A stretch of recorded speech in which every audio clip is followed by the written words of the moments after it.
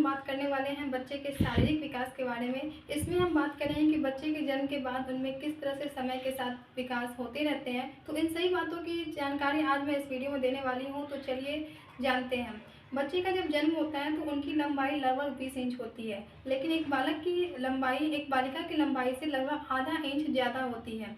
बालक की जो लंबाई होती है लगभग 2 वर्ष के बीच तक में काफ़ी ज़्यादा ही वृद्धि उनकी तेज़ गति से होती है, लेकिन 2 वर्ष बाद उनकी जो गति होती है काफ़ी धीमी हो जाती है और समान लंबाई से वो चलते रहते हैं। जहाँ तक कि भार की बात है तो एक बालक का भार जो होता है वो 2.5 किलोग्राम से लेकर 3.5 किलोग्राम तक होता है, लेकिन एक बालिका की जो भार होती है वो लगभग 3 किलोग्राम तक का होता है।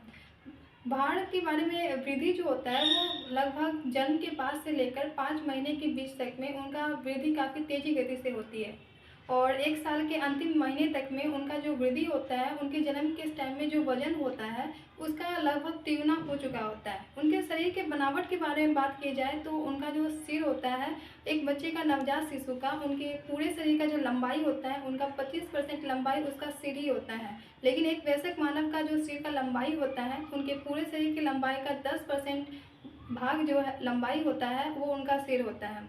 बच्चे को जन्म से लेकर उनके 2 वर्ष तक के बीच तक में उनका सिर का विकास काफ़ी तेज़ी से होता है, लेकिन 2 वर्ष के बाद तक में उनका सिर का विकास काफ़ी धीमी गति से चलने लगता है।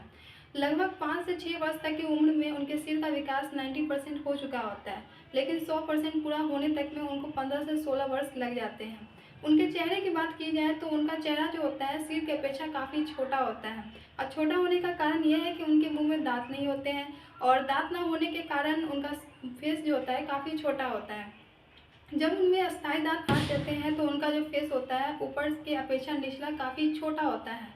उनके अन्य भागों की अपेक्षा अगर कोई भाग छोटा है तो उनका है हाथ और पाँव का भाग। एक नवजात शिशु का हाथ और पाँव काफ़ी छोटे होते हैं और काफ़ी मुलायम होते हैं। मुलायम होने का पहला रीज़न तो सबसे यह महत्व होता है कि उनका जो हड्डी होता है वो काफ़ी कमज़ोर होता है। एक तरह से बोला जाए तो अविकसित होते हैं। विकसित न होने के कारण उनका हाथ पैर का जो हथेली होता है वो काफ़ी मुलायम होता है।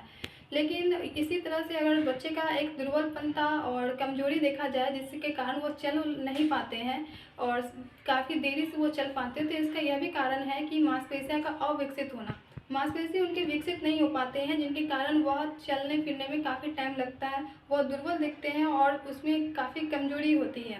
उम्मीद है कि आपको यह वीडियो अच्छा लगा हो। Thank you very much.